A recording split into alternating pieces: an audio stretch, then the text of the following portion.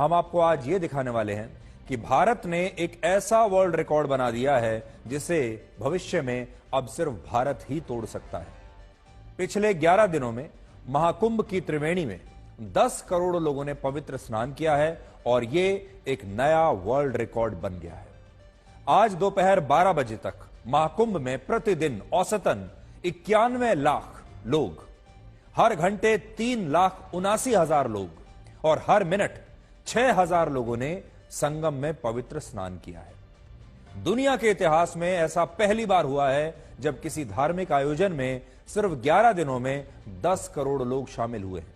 यह आंकड़ा न्यूजीलैंड जैसे 20 देश, सिंगापुर जैसे 17 देश, इजराइल जैसे 11 देश, कतर जैसे 33, यूएई जैसे 9 देश, ऑस्ट्रेलिया और श्रीलंका जैसे 4 देश और कनाडा जैसे 3 देशों की आबादी के बराबर है।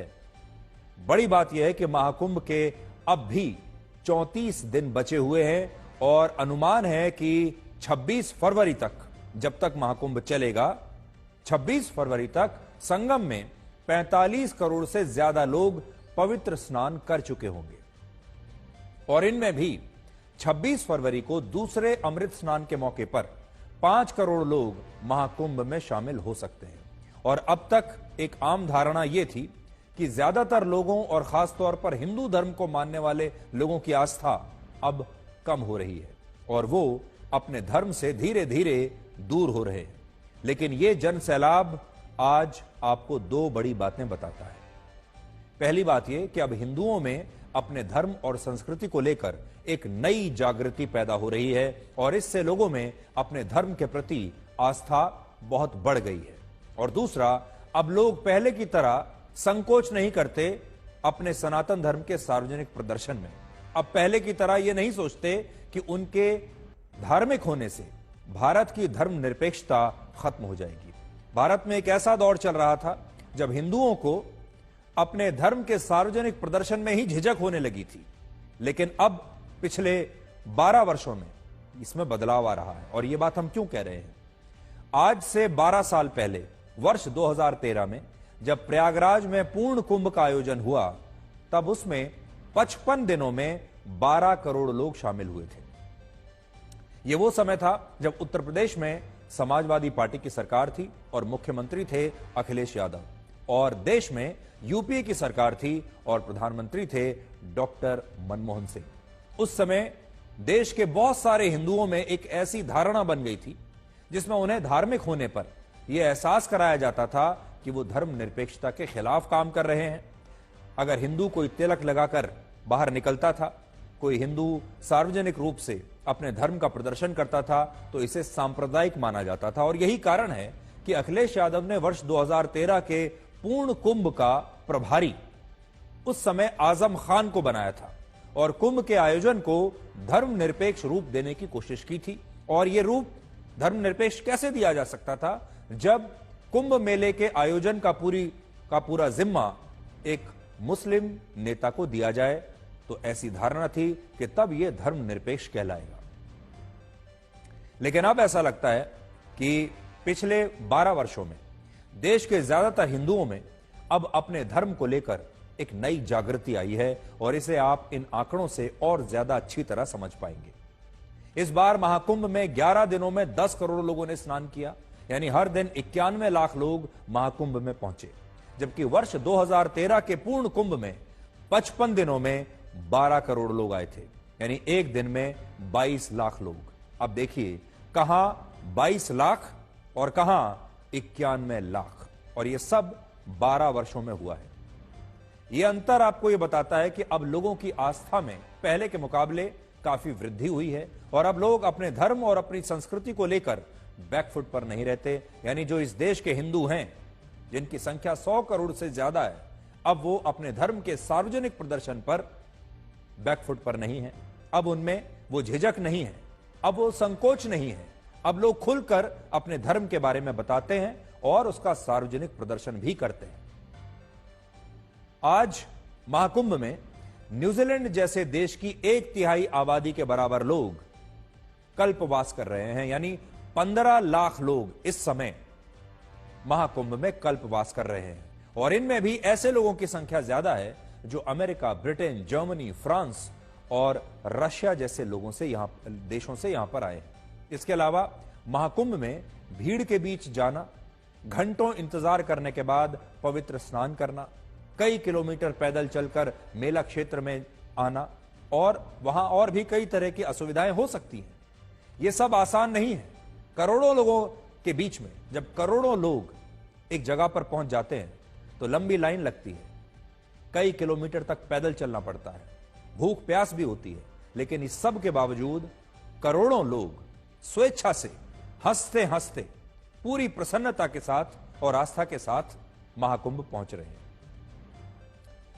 असल में यह एक तपस्या है और लोग खुशी खुशी अपनी प्रसन्नता के साथ इस तपस्या से महाकुंभ में पुण्य कमा रहे हैं और यही सनातन धर्म की सबसे बड़ी खूबसूरती है। सनातन धर्म व्यक्ति को अध्यात्म से जोड़ता है, लेकिन यह उसे आक्रामक बिल्कुल नहीं बनाता। सनातन धर्म किसी को भी आक्रामक होना नहीं सिखाता।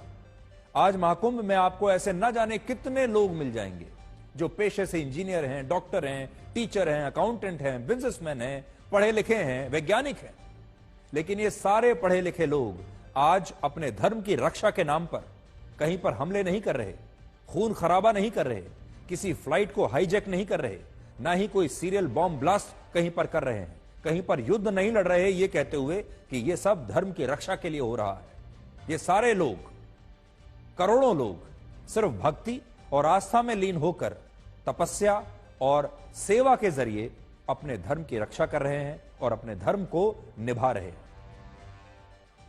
आज आप सोशल मीडिया पर लगातार बहुत सारे बाबाओं की कहानी देखते हैं।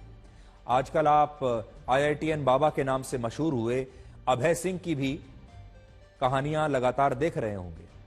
ये आपके भी सोशल मीडिया फीड पर आ चुके होंगे। इनका नाम है अभय सिंह और इन्हें IITN बाबा कहकर बुलाया जाता है क्योंकि ये IIT बॉम्बे से पढ़कर आए हैं। अब आप अभय सिंह की वैसे तो कितनी भी आलोचना कर लीजिए, कुछ लोग इनसे सहमत हैं, कुछ लोग सहमत नहीं हैं, लेकिन एक सच्चाई यह है कि वो आज भी किसी को कोई नुकसान नहीं पहुंचा रहे। ये किसी कट्टरपंथी संगठन में शामिल नहीं हो गए, ना ही उन्होंने अपने धर्म की रक्षा के लिए कहीं पर कोई खून खराबा किया और ना ही गलत रास्ते पर ये भटके। ये भी एक नौजवान है जो IIT बॉम्बे में पढ़ा। बहुत सारे लोग कहते हैं कि ये फेल हो गए। फेल हो गए मतलब जिंदगी में फेल हो गए, ये सफल नहीं हुए और ये असफल होकर यहां पर पहुंच गए। लेकिन आप सोचिए, आपने ऐसे न जाने कितने इंजीनियर, कितने डॉक्टर्स, कितने पढ़े लिखे प्रोफेसर्स को ऐसा देखा होगा जो कुंठित होकर अपने धर्म की रक्षा के नाम पर हिंसा करने लगे, युद्ध लड़ने लगे, बॉम्ब ब्लास्ट करने लगे, लोगों को मारने लगे। लेकिन कम से कम इस IITN बाबा ने यह सब नहीं किया। वो महाकुंभ में भौतिक वस्तुओं से दूर रहकर स्वयं के करीब जाने का प्रयास कर रहे हैं और मोक्ष की तलाश में हैं। और यही बात सनातन धर्म को मानने वाले किसी भी युवा को बाकी धर्मों से अलग बनाती है। असल में सनातन धर्म में धर्म की रक्षा अलग तरीके से होती है।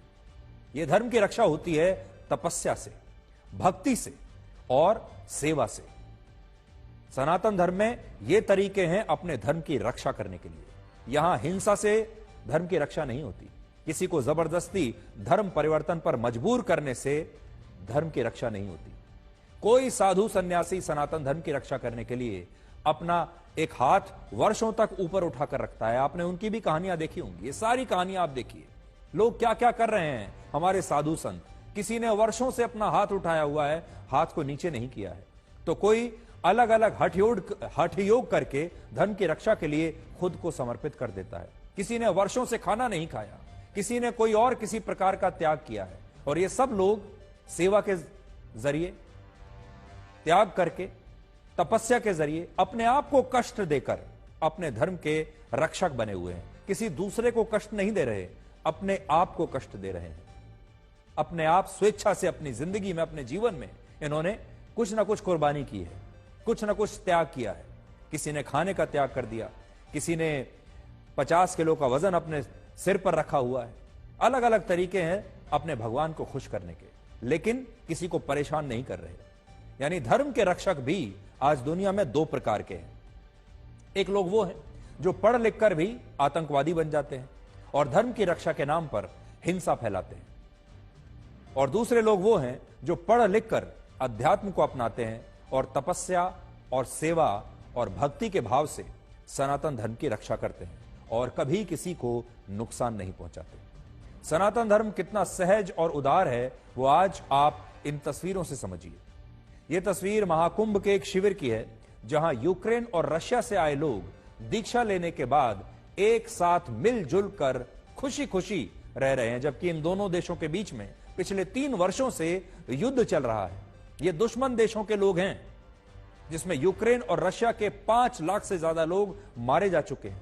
दोनों देशों के बीच कट्टर दुश्मनी और नफरत है।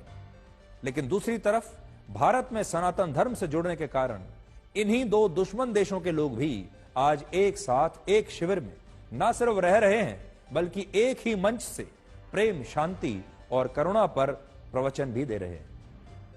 इनमें रशिया की ओल्गा भारत में दीक्षा लेकर आनंदा लीला माता बन गई है और यूक्रेन के वलेरी दीक्षा लेकर जूना अखाड़े के महामंडलेश्वर बन गए हैं और उनका अब नया नाम है स्वामी विष्णु देवानंद गिरी जी महाराज। इस समय महाकुंभ में यूक्रेन और रशिया के ये दोनों साधु सन्यासी एक ही मंच पर बैठकर प्रवचन दे रहे हैं, जिससे यह पता चलता है कि सनातन धर्म लोगों को आध्यात्मिक रूप से जोड़ता है और ये किसी को भी आक्रामक और कट्टर होना नहीं सिखाता।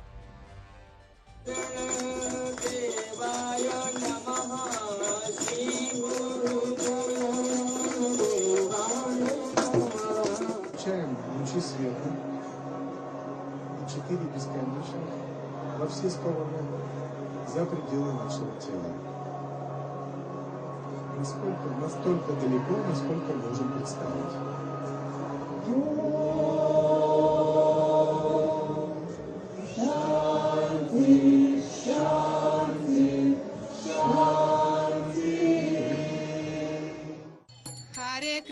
Hare Krishna, Krishna Krishna, Hare Hare, Hare Ram, Ram Ram, Hare Hare. Come from? From Ukraine. Ukraine. You were there during the time of war? I came 4 years ago, but anyway, now war and my all relatives there. Okay, how's the feeling out here in Mahakumbh? I feel so happy and here like spiritual world. So here a lot of people so much kind, we feel so much love. Hare Krishna, Krishna Krishna, Hare Hare, Hare Rama, Rama Rama, Hare Hare. आप देख सकते हैं हरे राम हरे कृष्ण का, और आप ये देखिए यहाँ पर कि पूरा जो वेशभूषा है वो भी भारतीय है। भारतीय वेशभूषा साड़ी में यहाँ पर फॉरेनर है, साथ में अपने छोटे से प्यारे से बच्चे को भी लिए हुए हैं। कहाँ से आई हैं आप? रूसिया। रशिया से आए हैं। कब आई हैं? वृंदावन में कामिल मैं कीर्तन। आपने एकदम भारतीय वेशभूषा में साड़ी पहने हुए हैं, कैसा लग रहा है? जय Shri Prabhupada, this is Vaishnava dress. Mahakumbh में कैसा लगा? महाकुंभ अमेजिंग।